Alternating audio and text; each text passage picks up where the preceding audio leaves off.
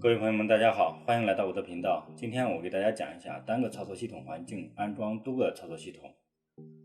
其实在之前的话已经存在过一个物理机上面安装多个操作系统，那样的话是需要重启电脑的。但是我们今天的话是在现有的操作系统里边不需要重启电脑，就像切换网页一样去切换操作系统，非常方便。用到的软件呢就是 VMware Workstation 这个软件。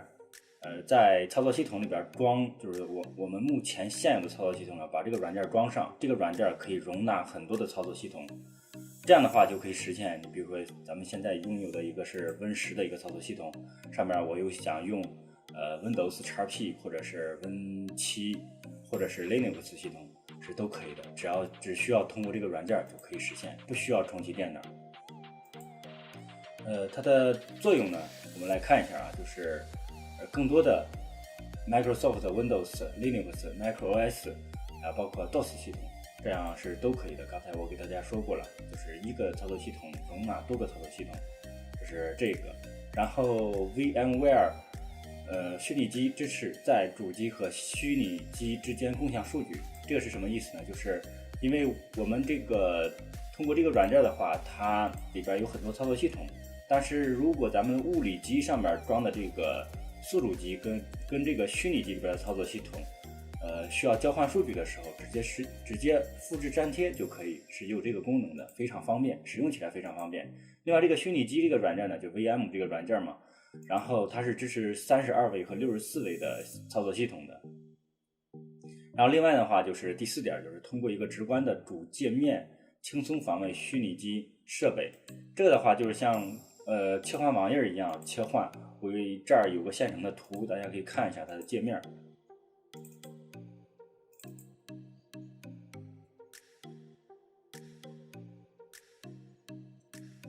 我放大一些。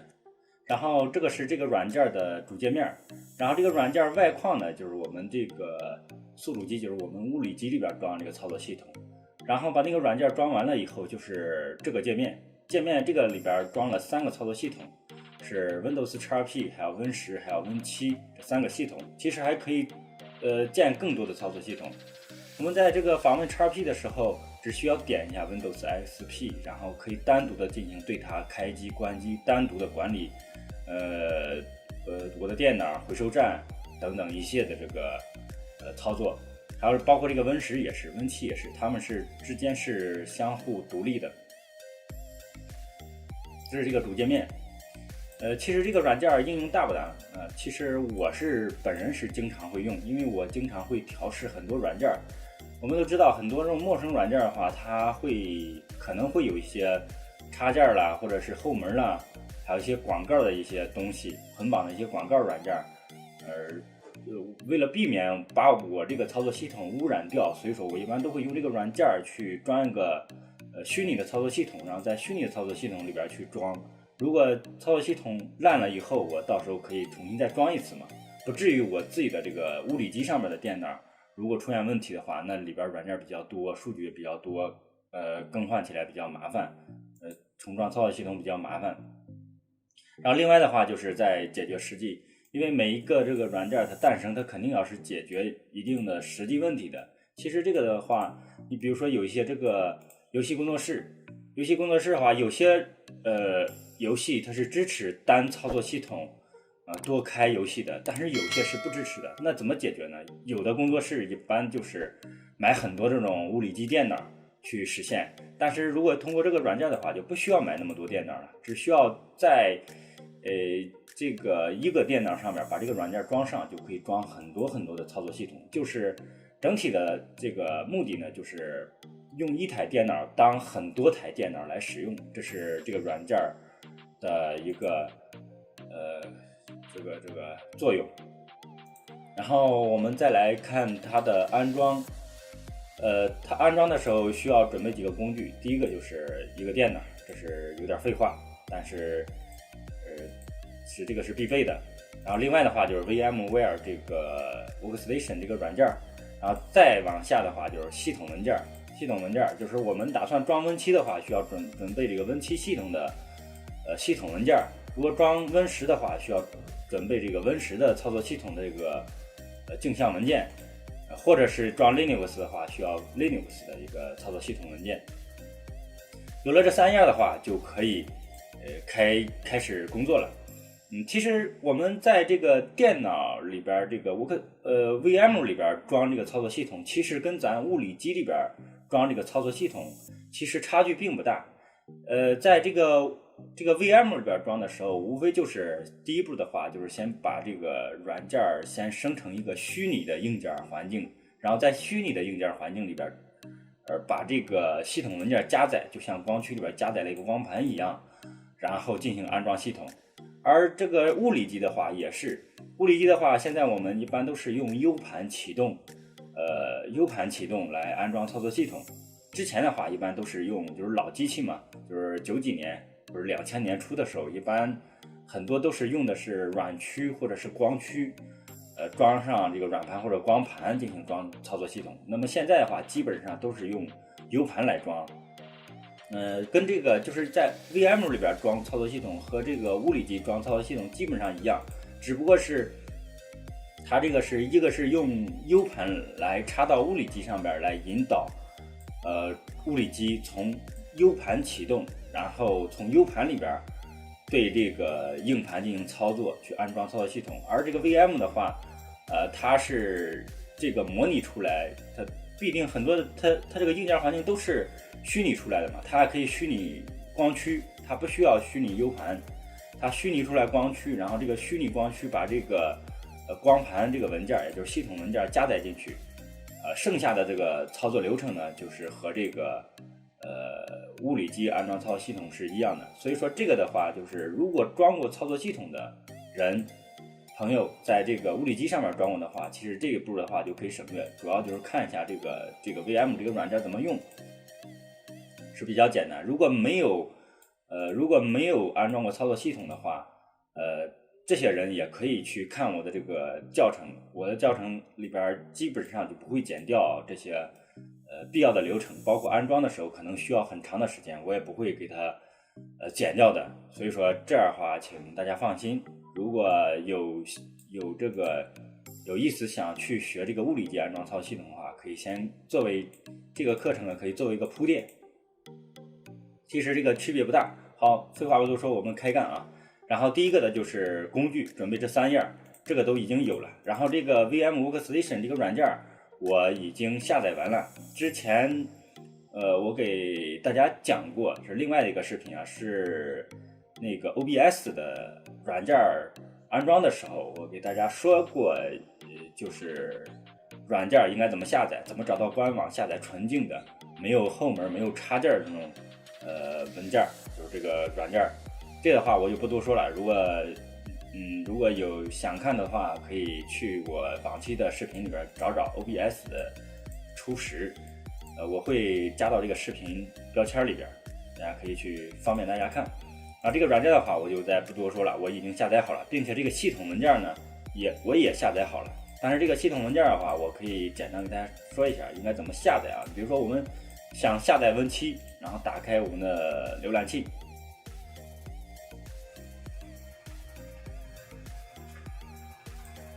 我直接输 Win7就可以了。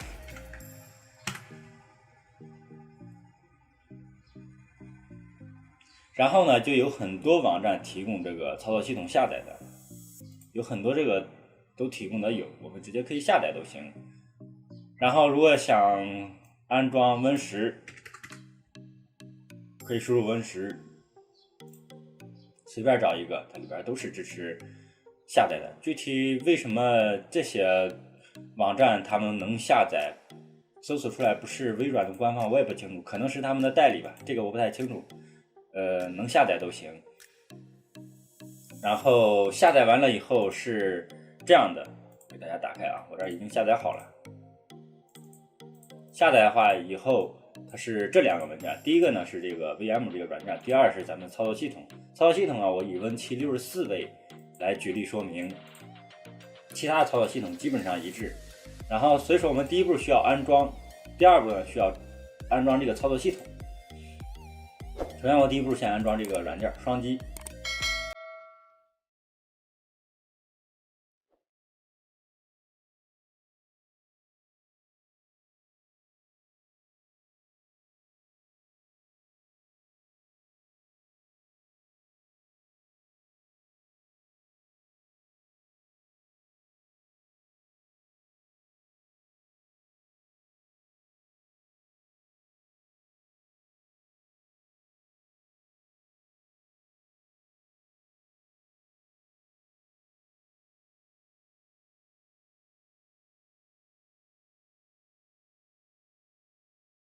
点下一步，点接受，点下一步。然后在这儿呢，就是我们更改一下它的安装目录，把 C 盘改成 D 盘，点确定。然后这儿呢可以勾也可以不勾，点下一步，下一步，下一步，安装。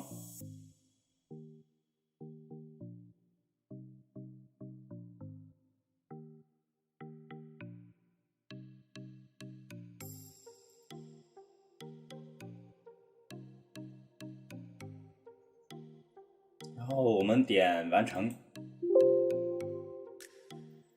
它这儿需要重启我们的电脑，先不重启了。那这样的话，这个软件就算安装完成了。安装完成的时候，我们打开双击打开，然后我们这儿选择这个试用，点完成。这是这个软件的主界面。我们第一步呢，就要新建一个虚拟的硬件环境，然后点文件，点新建虚拟机，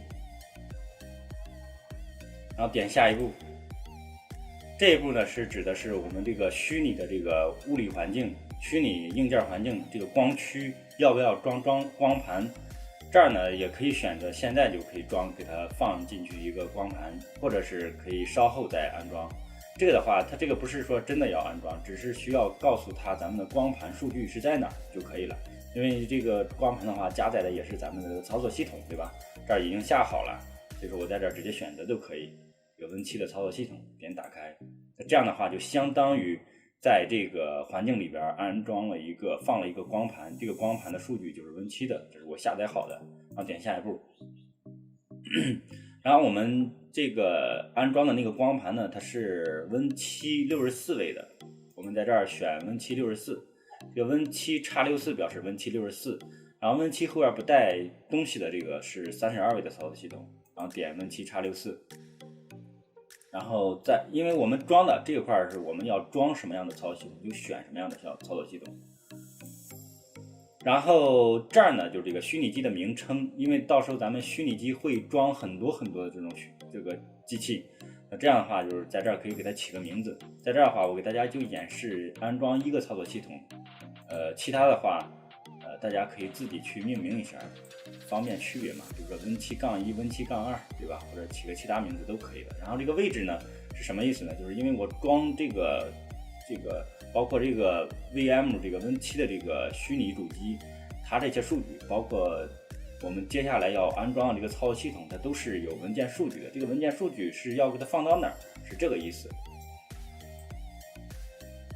然后我们打开D 盘，专门建一个 VM， 这儿我已经建好了，专门建一个 VM 的一个文件夹里边可以放，以后会装 Win7、Win8 或者 Win10怎么样，可以在这儿可以建多个文件，对吧？这儿我们就输入一个 Win7-64 Win7 64位嘛，对吧？我们选这个文件，点确定。那这样的话，就是我们这个虚拟机的这个配置信息就全放到这儿了，点下一步。这儿是指的是我们这个硬盘打算用多大，这个硬盘的话将来会占用我们物理机，就是我们现在用这个物理机这个电脑里边的磁盘，在这儿的话视情况而定嘛，但是一个操作系统的话一般得保证有40到50 G 的一个空间，如果自己的磁盘空间大的话可以调大一点，然后点下一步。这是咱们这个虚拟主机，就是硬件环境的一个配置，然后名称是这个，然后位置的话是刚才咱建那个目录，然后操作系统以后要装这个 Win7 x64，然后硬盘呢是60 G 的硬盘，内存呢是2个 G 的，对吧？然后这个如果感觉这个内存或者这个 CPU 不够用的话，这儿还可以自定义硬件。因为我这个虚拟机的话，如果到时候这装的软件多的话，可能配置低的话都不够用，所以在这儿都可以调。你比如说内存是多大，在这儿都可以调。然后这个处理器有多少个，比如说这个是处理器数量，对吧？然后几线程、几核心，越多当然它就越快了。然后另外这个是光盘，对吧？这个光盘也可以在这儿重新加载其他的光盘数据，这儿都可以的。这儿我们就不再调了啊，点关闭啊，点完成。那这样的话，就是这个 Win7我们刚刚建的这个虚拟主机这个环境就算建完了。建完了以后，然后我们就可以对它进行一个开机操作。这个按钮呢是开机操作。开机的以后，我需要给大家提前说一下，开机的时候，它因为这个硬盘嘛是刚咱分的是60G，它是个空硬盘，对吧？里边没有操作系统，所以没法开机的。它开机的时候，默认会从光驱里边启动。因为它启动嘛，肯定要是找一个这个启动目录嘛，因为咱光驱里边已经放了一个系统文件了，它可以从这个系统里边启动。这个系统呢，就是一般这种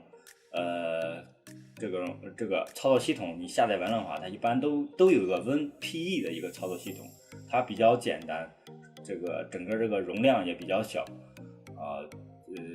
进了 WinPE 就是通过这个光驱进入 WinPE， 然后对这个硬盘进行一个数据拷贝，然后把 Win7的数据拷进去，是这样的一个意思啊。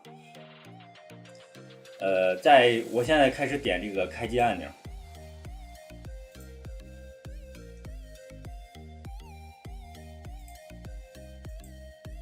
然后在这儿的话，刚才我不知道有没有大家注意到，就是下方有一个时间的一个滚动条。如果滚动条它滚动去了以后，它会默认的从硬盘启动，但是硬盘没有数据，可能就卡到那儿了。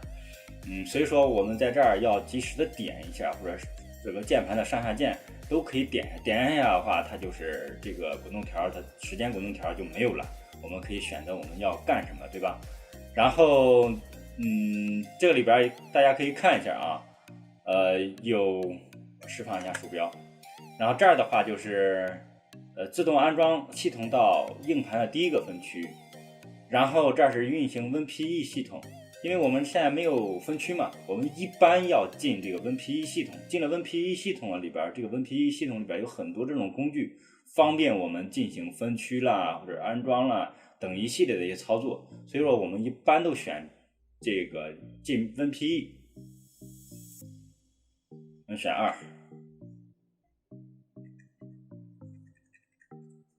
摁键盘的上下键啊，放上下键的话，调到这个2这儿，点回车。它会进这个 WinPE 操作系统，可能你下载这个操作系统，就是这个系统文件，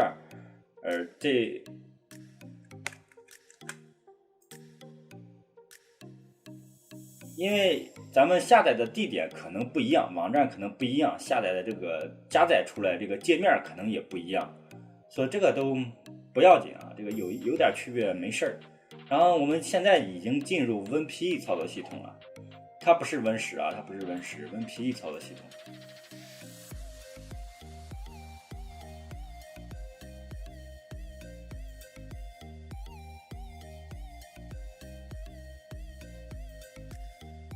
然后第一步呢，因为我们刚分了一个硬盘嘛，它是60G 的，它还没有分区，我们第一步呢要进行分区。这个软件是一个分区工具，我们双击打开。双击打开了以后，我们可以看到啊，也就是这个60G 的硬盘在这儿放着呢，对吧？放着，但是它没有分区，我们要给它分一下区，然后点这个快速分区这个按钮。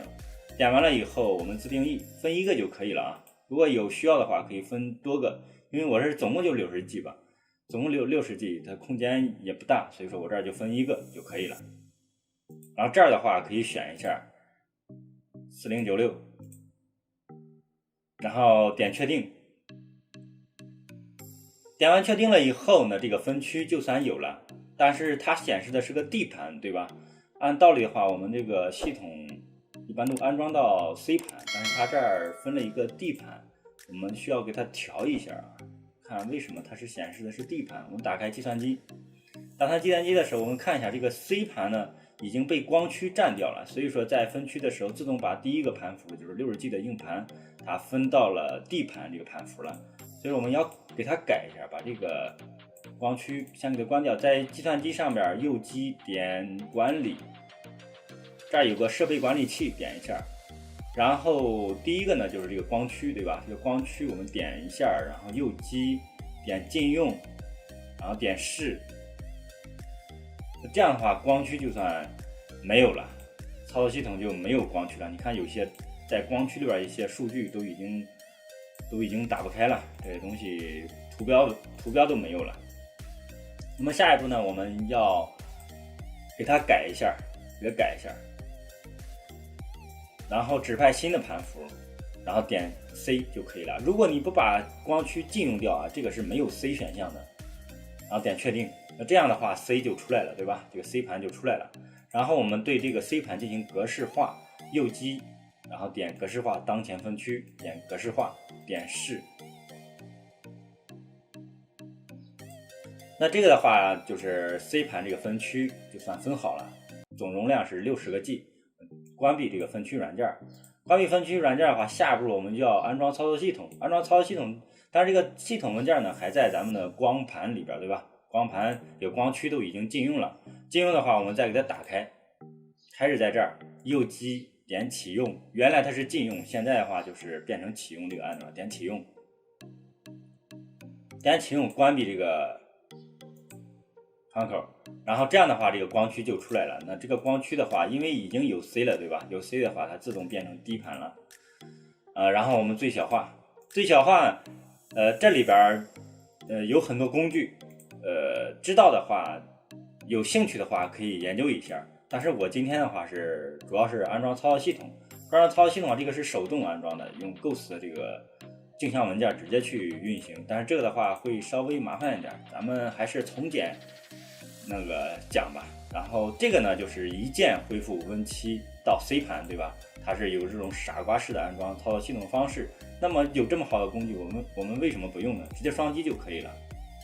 它这儿就说是本操作将删除 C 盘数据，请确认硬盘已分区并备份好，就是咱们刚才已经分区好了，对吧？然后并备份好原 C 盘数据。这个 C 盘的话，咱们是刚分区的，并且是咱这个虚拟主机的话，里边也是个空硬盘，所以说这个的话都不用管，也不用备份。如果咱们在自己的物理机里边去装操作系统的时候，是需要备份这个 C 盘的。如果 这个电脑里边没有重要数据的话，我们可以也不要，就不用备份了，也是可以的。然后我们点确定，但确定了以后，它就开始一点点开始安装了。安装到完了以后，它会重启电脑。重启电脑的话，它就不会从光盘里边这个启动了，它就会从那个硬盘里边启动，因为已经安装好操作系统了嘛。然后我等它走到头啊，这个可能需要点时间，但是我就不剪了。如果做过系统的人可以跳过，可以快速跳过。没有操作过的话，可以一点点看看具体是个什么样的流程。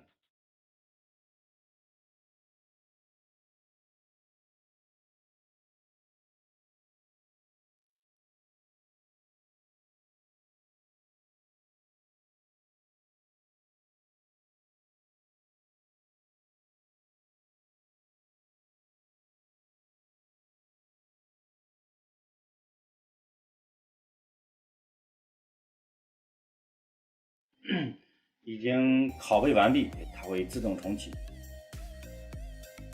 然后这次启动呢，就是从硬盘启动的。我们发现已经跟第一次的这个界面已经不一样了，这是从硬盘启动的。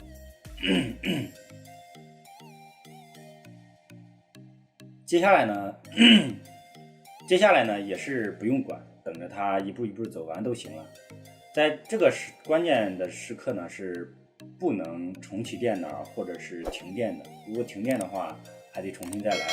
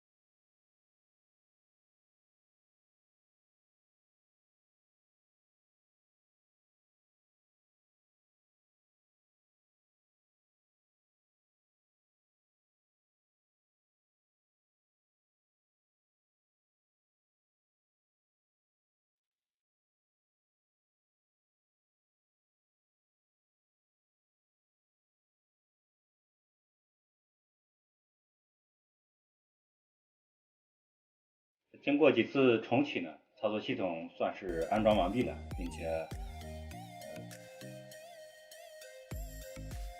经过几次重启呢，这个操作系统就算安装完毕了。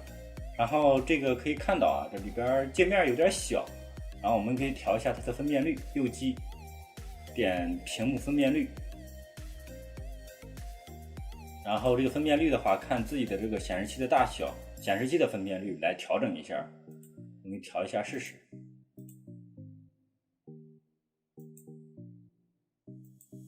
那这样的话还算可以吧，这个分辨率先调成这个1280×768。然后为了提高这个虚拟机的性能呢，我们可以把这个个性化给它改一下，我们可以给它改成一个经典的。经典版本嘛，虽然看起来有点丑，但是它占用系统资源会少一点，相应的速度也会快一点。这个操作系统就算安装完毕了。然后我们可以看一下啊，这个计算机，然后里边装的有一个光盘，对吧？这是光驱，光驱里边装着一个光盘，也就是咱们之前在这个宿主机里边装的这个操作系统，下载的那个操作系统，也就是这个东西。现在这个里边呢，也就是装的是那个操作系统，然后这是 C 盘，对吧？50G 可用，也就是咱们操作系统大概也就占了10个 G。这个占10个 G 的话，因为我下载的可能这个操作系统它占用这么大，所以说并不是说大家在分区的时候一定要分一个10G 的就可以了，一定要留有富裕的一个空间。然后并且这个虚拟主机和我的这个物理机它是完全独立的，大家可以看一下啊。然后这是我宿主机，也就是物理机里的一些东西，C 盘、D 盘各是60G 的，对吧？而这个呢，可以看一下这个计算机啊，只有一个 C 盘，它俩是不一样的。我们也可以对这个系统单独的进行管理，比如说是在这儿可以，这是这个选项嘛。如果我们装多个操作系统的话，这儿有很多。然后现在目前只有个 Win7嘛，然后点右击，右击的话这儿有个电源，这儿可以关闭客户机、挂起，对吧？还有重启等等一些。打开电源时进入固件，就是进入这个 BIOS。就是装过操作系统的朋友应该是知道这是什么意思。如果没有装过的话，一会儿我可以演示一下，大家可以看一下。然后移动硬盘呢，这个可移动设备呢，也可以和这个我们这个宿主机、这个物理机里边共享设备。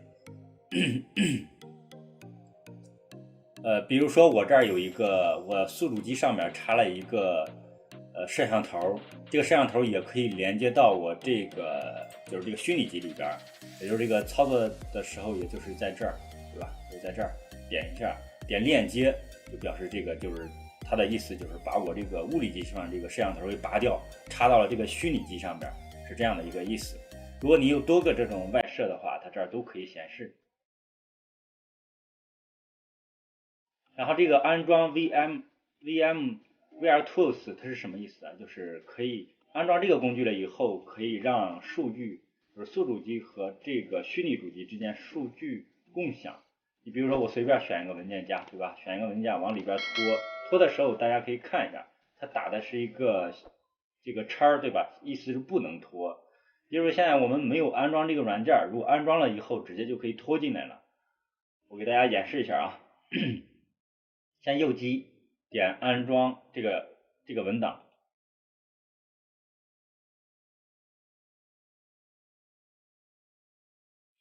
安装文档，然后我们可以看到这个光驱里边这个光盘数据已经换掉了，原来是这个操作系统Win7的操作系统这个数据，现在已经换成了这个 VMTools 这个文件，我们点运行，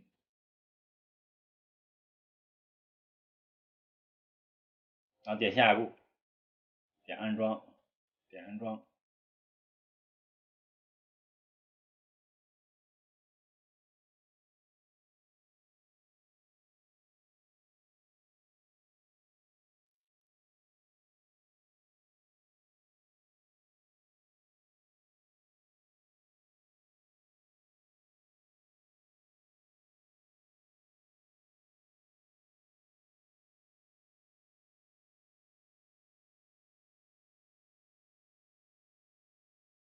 已经安装完毕，点完成。点完成了以后，需要对这个虚拟主机进行重启一下，就是这个 Win7这个操作系统需要重启，我重启一下啊。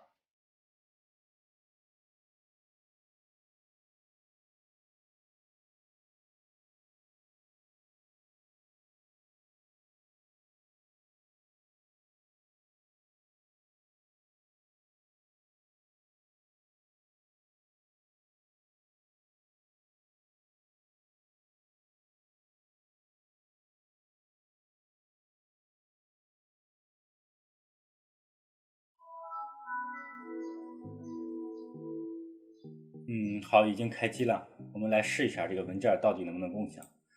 右侧呢是我这个虚拟主机，对吧？我刚好刚装好了这个 Win7操作系统。然后左侧呢是我这个物理电脑。然后我再随便找一个文件吧，然后在这个文件里边点右击，然后点复制，然后我在这个桌面上右击，然后点击粘贴。好，这个文件已经过来了，这样的话就实现了这个虚拟主机和咱们物理主机里边一个数据共享，是这样的。然后刚才说到这个进入，就是这个东西，我们开机的时候进入这个 BIOS 是怎么操作的？一般是在物理机装机的时候，一般会用到。我们先关机，因为那个的话现在是灰色的，没法进。我们先点关机。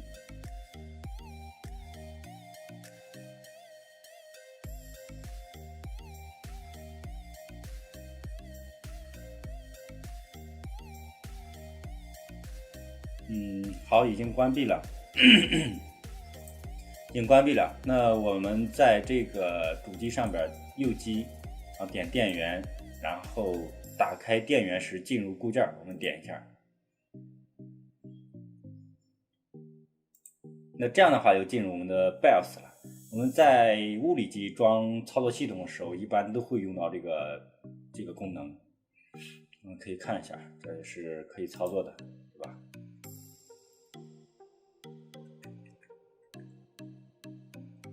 这是启动项，表示现在这个默认的第一启动项是既要进这个硬盘，从硬盘启动。如果需要从光驱启动的话，那个光驱里边必须有数据才可以。比如我们下载那个 Win7的那个系统包，可以先给它加载进去，然后可以选择这个光驱启动。那这样的话又进入这个 Win7E 了。如果选硬盘的话，就是进入我们刚装好这个 Win7操作系统。如果这个硬盘里边没有的话，它就是默认会进入这个。就第一个一看里边没有数据，然后自动的话会进入这个光驱。如果光驱边又没有光盘的话，会进入第三个，是这样的意思。如果我们有 USB 这种做的这个启动盘的话，也有一个这个也可以选这个 U 盘，是都可以的。另外大家再注意一下啊，那我鼠标的话是现在是可以定位到我这个物理机的这个操作系统，鼠标可以在这个物理机里边晃动。如果在这个宿主机里边的话，它是没法出来的，我们可以通过这俩按钮Ctrl 加 Alt 键。现在的话就是我这个鼠标是在外侧的，然后进入这个里边的话，是它会出来。你看现在鼠标晃的时候，它已经出不来了。我想出来的时候，必须按那个 Ctrl 加 Alt 键，我摁一下它就出来了，对吧？是这个意思。如果想进去的话，就是 Ctrl 加 G 键，是这样的一个意思。然后当我们的这个操作系统，我重启一下进操作系统啊。重启。